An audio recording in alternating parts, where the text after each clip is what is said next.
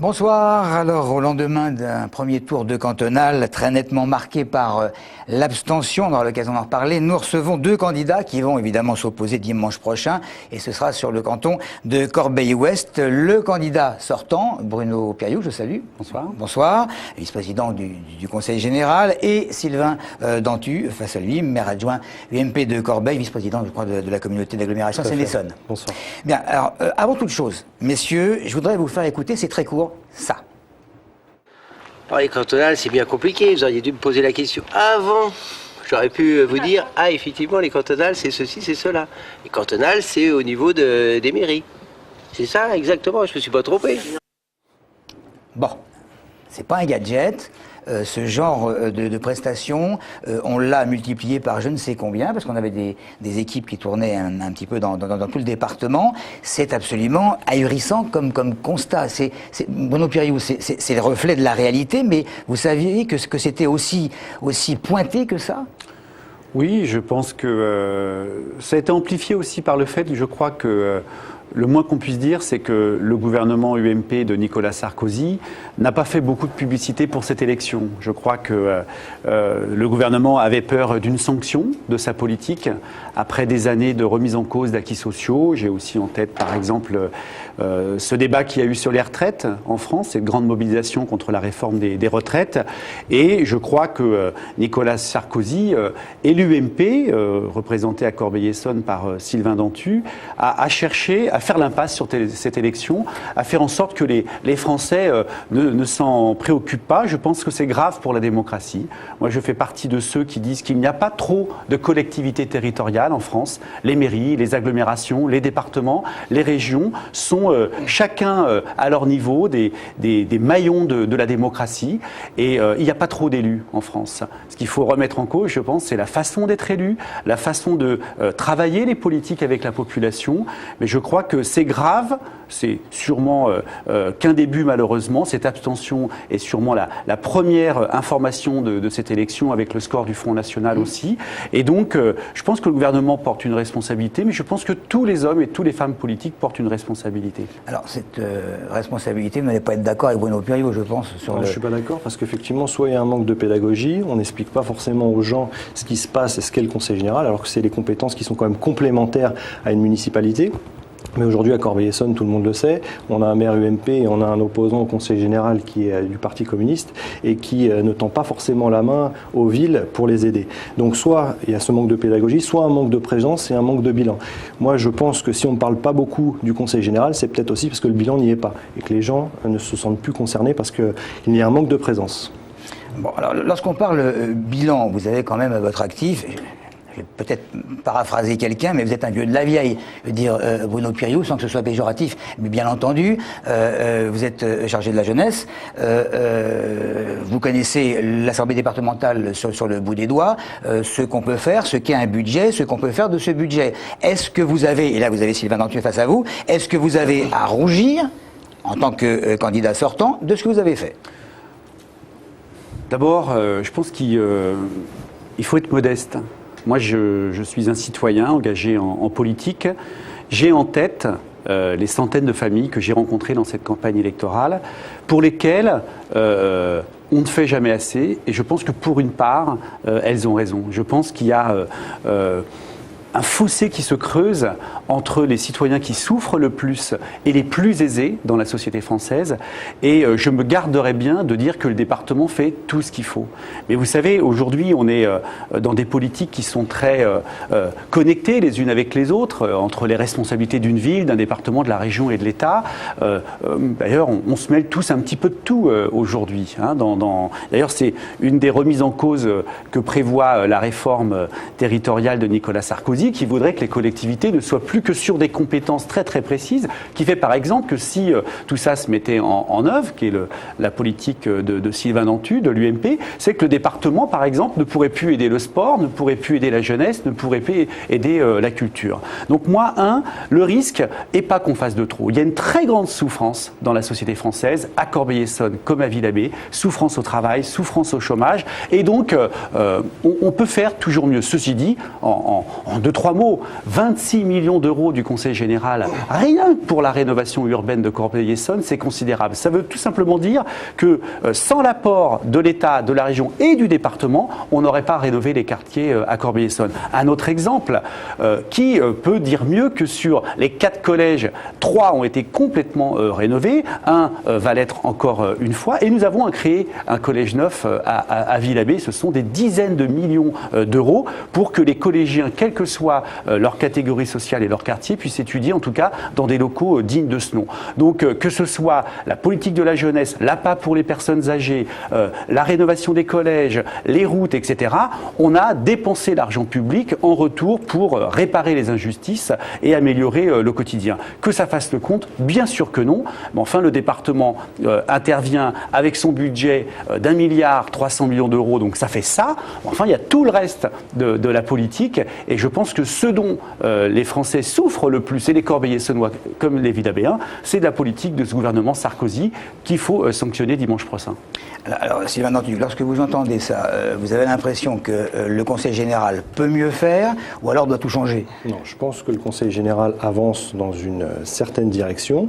Il y a des choses qui sont bien et faites à Corbeil-Essonnes. Effectivement, comme le dit Bruno Piriou, 25 millions, ça fait partie du budget qui a été encensé pour refaire nos quartiers. On a 3 quartiers en rue sur la ville de Corbeil. Il y a 500 millions qui ont été déplacés aussi grâce à notre sénateur Serge Dassault. Ça, il faut aussi le dire, même s'il est UMP. Mais au-delà de ça, et au niveau du bilan, moi, ce que je prône et ce que je voudrais, c'est un peu plus de cohérence, un peu plus de dualité entre le Conseil général, les élus du Conseil général qui doivent être des élus de terrain, et les élus en place sur la majorité municipale. Cette dualité, elle n'existe pas? Non. Elle manque. Je pense qu'elle manque. Alors je remercie quand même Bruno Piriou d'avoir voté les subventions avec les appels qu'on a fait, notamment pour le FDRU, pour les écoles qui ont été construites, parce que je pense que c'est un bien. C'est facile de le mettre dans son bilan, c'est facile de dire oui, je le vote, oui, j'avance et je prends ces choses-là, mais les dossiers, il faut les monter. Les dossiers, c'est la municipalité et la majorité qui les ont montés. Moi, je pense que ce dont on peut se réjouir à Corbeil-Essonnes, c'est que malgré la différence politique qu'il y a entre le maire UMP et l'élu de gauche que je suis, et la majorité départementale de gauche, c'est que nous avons su ne pas être politiciens dans la façon de faire de la politique. Et que toutes les demandes de subventions portées par la municipalité de Corbeil-Essonnes ont été honorées. Politique de la ville, rénovation urbaine. Je dirais même, j'ai été parfois, que ce soit avec Serge Dassault ou Jean-Pierre Bechter, en situation de dire mais si vous faisiez ça, la municipalité, on pourrait encore plus vous aider, parce qu'on ne peut aider que s'il y a des demandes de projets. Je vais donner deux exemples. On a une très belle école départementale de théâtre à Corbeil-Essonnes qui a été créée par le Conseil général, dirigée par Christian Janin, qui forme des dizaines de jeunes comédiens chaque année. Eh bien, c'est le Conseil général qui l'a créée. Elle est menacée de disparition. Eh bien, moi, j'aimerais bien que le département continue à donner de l'argent pour que cette école puisse continuer à vivre. Il y a un cinéma Arcel, il a fallu 3000 personnes qui se mobilisent. Eh bien, moi, j'aimerais bien que l'agglomération, c'est peut-être ce qu'elle va faire d'ailleurs suite à cette mobilisation, demande au Conseil général, on peut apporter 75 000 € du département pour que ce cinéma continue de vivre. Vous voyez, moi, j'aimerais bien qu'il y ait encore plus de projets qui émanent de cette ville de Corbeil-Essonnes pour la petite enfance, pour les centres de loisirs, pour les colonies de vacances, pour la rénovation des écoles. 2 écoles neuves en 15 ans, elles ne peuvent voir le jour qu'avec l'argent du département. Plus il y aura de projets sociaux, plus il y aura de constructions nouvelles à Corbeil-Essonnes, plus il y aura de politique en faveur des Corbeil-Essonnois et des Villabéens, plus le département sera très content de donner son argent. Département en très bonne santé financière. Mais ça, oui, ça on le sait effectivement, c'est un constat. Mais comment se fait-il que les gens n'y comprennent absolument rien? Ils voient des politiques s'affronter. Vous disiez tout à l'heure que vous arriviez à ne pas brandir le drapeau politicien sur un certain nombre de dossiers, mais ils voient tous les politiques s'affronter sur une foule de choses. Vous citiez le théâtre, vous citiez le cinéma d'Arcel. Je crois que j'ai vu en même temps des gens de gauche, par exemple pour le cinéma Arcel, menacés de fermeture pour les téléspectateurs qui ne le sauraient pas, des gens de gauche. J'ai vu des adjoints à la mairie également aux côtés des salariés. Ça, c'est une belle image, effectivement, que l'on peut voir de la politique et de différents conseillers municipaux qui peuvent travailler ensemble. Mais c'est pas le cas tout le temps. Non, mais moi je pense, encore un petit mot, je pense qu'on a un temps de parole qui doit être partagé, donc je fais attention. Mais sincèrement, pour ce que doit faire le département, et qui cherchera encore à mieux faire, je le répète, mais redistribuer de la façon la plus juste et la plus proche des Essonniens l'argent qu'ils payent avec leurs impôts. On va continuer à œuvrer dans ce sens-là. Mais ce dont souffrent les Français aujourd'hui, c'est cette politique qui fait qu'on n'arrête pas de nous parler de baisse du pouvoir d'achat, on nous parle de casse de services publics, les enseignants et les parents d'élèves. De quoi ils souffrent aujourd'hui et de quoi ils risquent de souffrir dans les mois et les années qui viennent? C'est que ce gouvernement nous explique qu'il y a trop d'enseignants, c'est qu'au Tarteret, par exemple, grand quartier de Corbeil-Essonnes, eh bien, le risque, c'est que la politique du gouvernement UEP, c'est de dire qu'on va supprimer les moyens spécifiques qu'on donne dans les quartiers en difficulté pour l'enseignement de la lecture, de l'écriture dans les quartiers difficiles. C'est qu'on a une politique qui est de plus en plus dure pour les familles. Et bien quand on souffre de plus en plus, ça donne pas envie forcément d'aller voter dimanche. Vous avez vraiment l'impression que le gouvernement vous abandonne comme ça, enfin que l'UMP vous abandonne en ne sécurisant pas suffisamment, en laissant les quartiers s'écrouler, si je puis dire?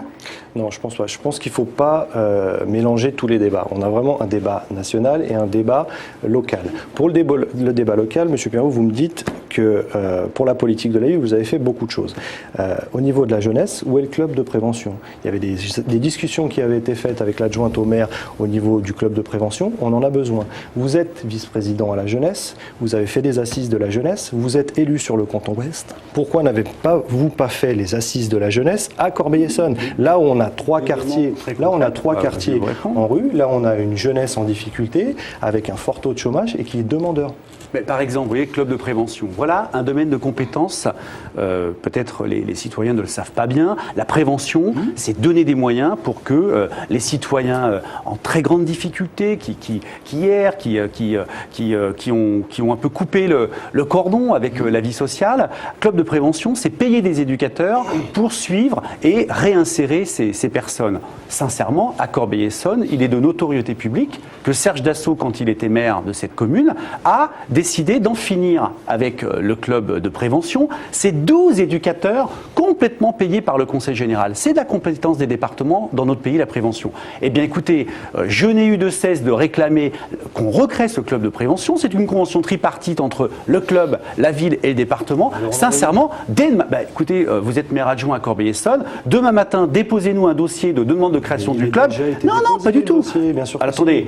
Il n'y a pas de vérité. Le club de prévention, Serge Dassault, il était maire jusqu'à 2 ans. D'accord. Eh bien, le club de prévention. Non, attendez. Le club de prévention, il a été fermé, j'y peux rien, il y a 3 ans par un maire qui s'appelait Serge Dassault. Si aujourd'hui la municipalité UMP, elle veut recréer, eh bien très bien, demain matin, on recrée le club de prévention. Vous voyez, je pense que là, en tout cas, sur tout un tas de sujets concrets comme ça, le risque, c'est pas que le département rechigne à donner de l'argent pour Corbeil-Essonnes, c'est qu'il n'y a pas assez de dossiers sociaux, pas assez de dossiers d'aide à la personne. Eh bien, on est là disponible pour répondre à vos demandes. Rapidement, parce qu'il ne reste pas beaucoup de temps. Un petit mot sur le Front National. Surpris quand même, Sylvain Dentu? Non, je ne suis pas surpris. Quand on reçoit le matériel de vote et qu'on a 5 professions de foi, on a Sylvain Dentu, on a Bruno Piriou, on a Alain Miglos, on a Marine Le Pen et on a un candidat POI. C'est une confrontation, encore une fois, avec le national. Non, on ne la connaît pas, cette candidate-là.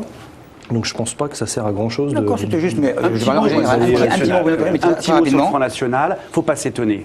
Il y a la souffrance des gens. Il y a le fait qu'on ne croit plus dans les institutions. Mais enfin, sincèrement, quand dans un pays comme la France, le précédent ministre de l'Intérieur est condamné pour propos racistes, quand le nouveau ministre de l'Intérieur explique qu'on ne se sent pas bien chez nous, c'est un appel au crime. Et moi, je vous pose une question, Sylvain Dentu. Vous faites 25% des voix. Comment vous allez faire pour espérer gagner? Vous ne pourrez gagner qu'avec les voix du Front National. La gauche à Corbeil-Essonnes, au premier tour, elle fait 55%. Elle n'a pas besoin des voix du Front National pour gagner dimanche. Je crois que vous avez quelques secondes, mais à peine pour répondre. Moi, je suis le plus jeune candidat. J'ai fait 25%. Je suis au deuxième tour. Je suis contre vous. Il n'y a qu'une chose à dire. Je pense que l'abstention était massive pour 30%. Il y a encore des réserves de voix. 30% sur Corbeil-Essonnes. Donc je pense que le combat n'est pas fini, M. Perrault. Merci, messieurs. Et merci à vous de nous avoir suivis.